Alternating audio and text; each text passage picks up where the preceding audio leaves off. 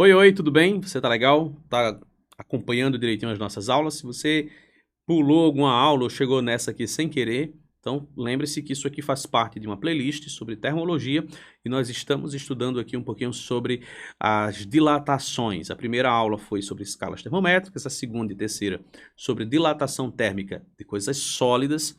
Chegamos, por fim, à dilatação térmica dos líquidos. E aí, sem mais delongas, vamos logo para a nossa aula. Essa é a quarta aula, dilatação térmica dos líquidos. Eu gosto dessa aula porque ela tem uma pequena particularidadezinha quando se fala de dilatação que pode derrubar alguém na hora da prova. Então, fique atento. Primeiro, vamos pensar o seguinte.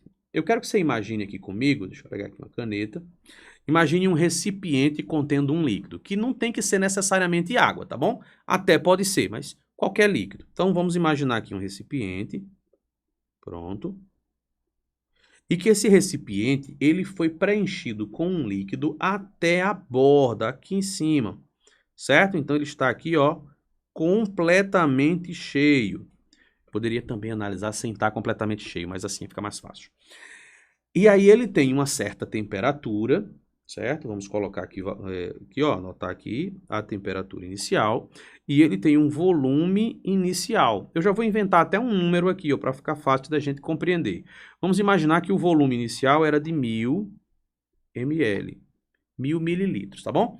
E aí, imagine que ele sofreu um aquecimento, a temperatura aumentou, e aí o que é que acontece? Ele vai transbordar. Muito bem. Para onde vai esse líquido? Então eu vou fazer aqui embaixo um funil. Meu funil ficou ridículo. Vamos ajeitar esse bichinho aqui para ficar mais bonitinho. Pronto, tá menos feio. E aí esse funil vai canalizar aqui todo o líquido que sobrar, né, que transbordar, para dentro de um segundo recipiente menorzinho aqui embaixo.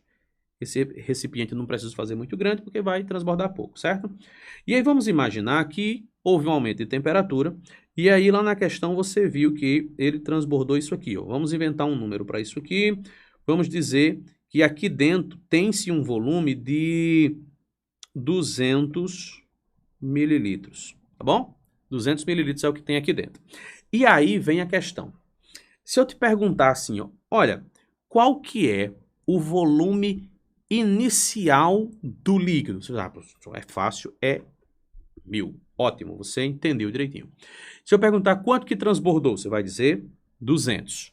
Ótimo. Se eu te perguntar qual é o volume total que esse líquido tem, depois que ele transborda, qual é o volume final? E aí você vai dizer quanto? Quanto? Você deve ter pensado em 1.200, foi isso?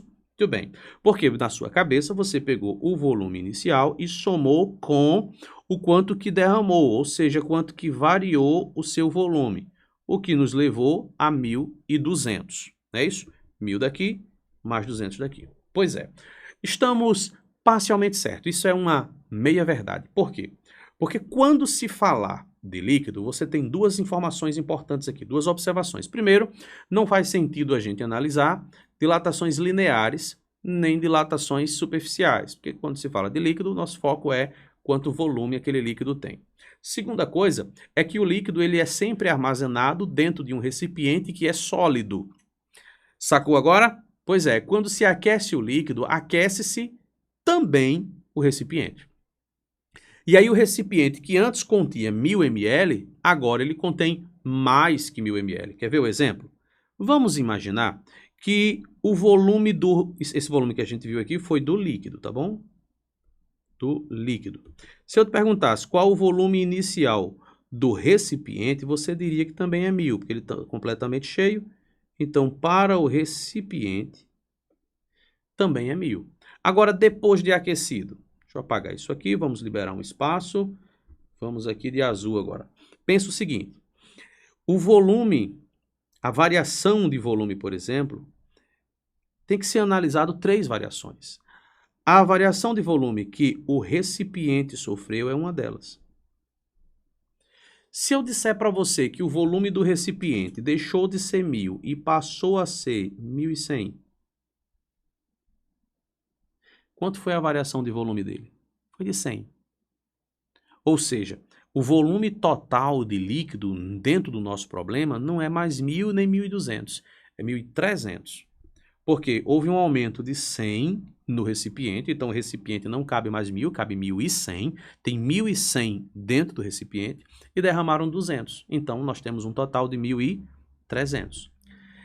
Sacou essa pequena confusãozinha que rola entre o que você percebe e o que de fato aconteceu? Por isso, esses 200 não representa a variação de volume do líquido, mas uma variação de volume que nós vamos chamá-la de aparente. É o que aparentou, é o que a gente viu ao olhar logo de cara, a gente percebeu ali, visivelmente ali, um aumento de 200 ml. Então, essa variação de volume é uma variação de volume aparente. Não é a verdadeira variação de volume que o líquido sofreu. Se eu perguntar quanto foi a variação de volume, você vai dizer para mim que foi 300, porque você entendeu os valores numéricos. O líquido tinha 1.000, derramou 200 e agora dentro tem 1.100, então sobrou 100, 100 com 200, 300. Sacou como é que funciona? E aí, para você deixar isso organizado no seu caderno, bonitinho, você vai pensar da seguinte forma.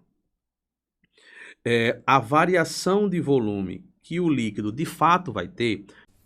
E aí, o que você achou dessa aula? Você gostou da aula? Gostou? Então faz o seguinte, clica no joinha e aproveita agora e compartilha essa ideia para os grupos que você faz parte, para os seus colegas, seus amigos que também estão buscando aí se preparar para essa prova do Enem, tá bom? Assim você ajuda eles, dando acesso a um tipo de conteúdo diferenciado e me ajuda também fazendo com que o algoritmo do YouTube entenda que essa coisa é relevante e mande para mais pessoas, tá bom?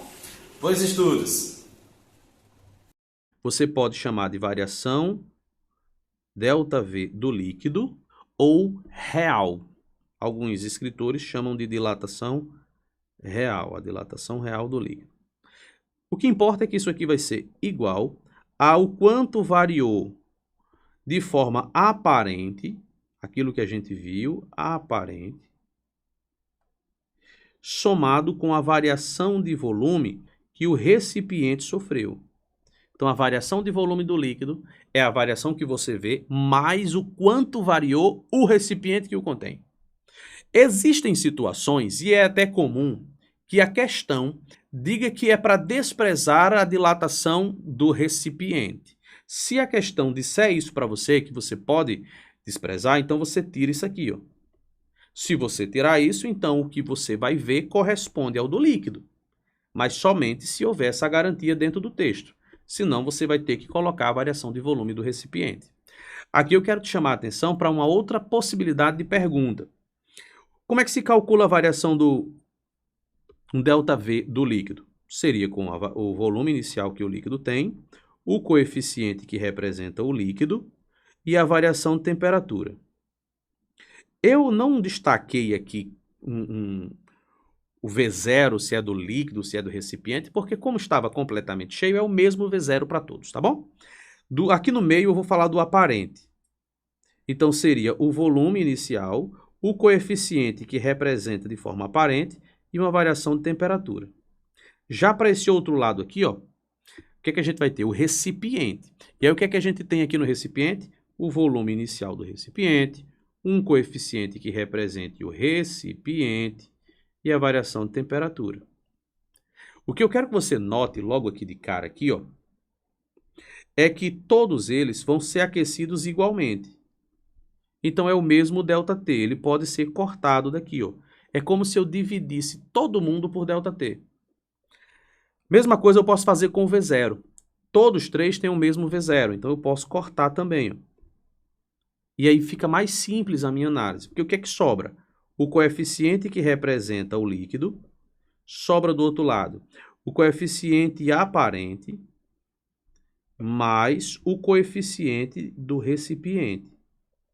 Esse coeficiente do recipiente, ele é muito comum de ser encontrado em qualquer tabela.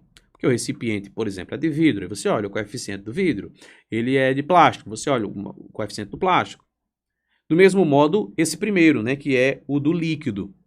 Então, o do líquido também é muito fácil, porque se o líquido é água, tem um valor, se é óleo, tem outro valor, se é álcool, tem outro valor.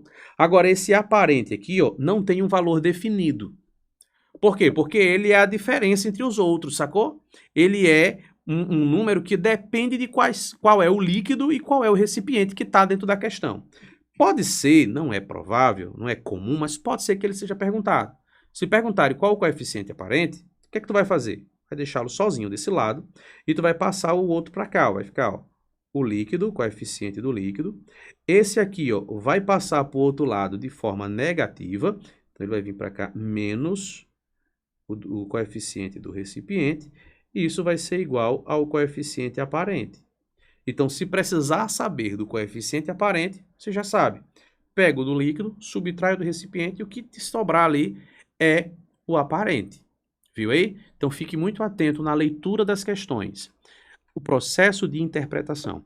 E para você ganhar agilidade, rapidez na resolução de questões, o melhor caminho é o treino repetitivo. Você vai fazer questões várias e várias e várias vezes e aquilo vai entrando como natural na sua mente e quando você começar a ler a questão na prova, rapidinho a informação vai ser lembrada e você vai dar show na sua prova, tá bom? Bom, se você chegou até aqui, imagino que você tenha gostado do vídeo. Não esquece de deixar um joinha, se inscrever nesse canal e compartilhar essa ideia com os colegas que você tem que também está precisando de uma aulinha de física, tá bom? Beijão para vocês, bons estudos e até o nosso próximo encontro. Tchau.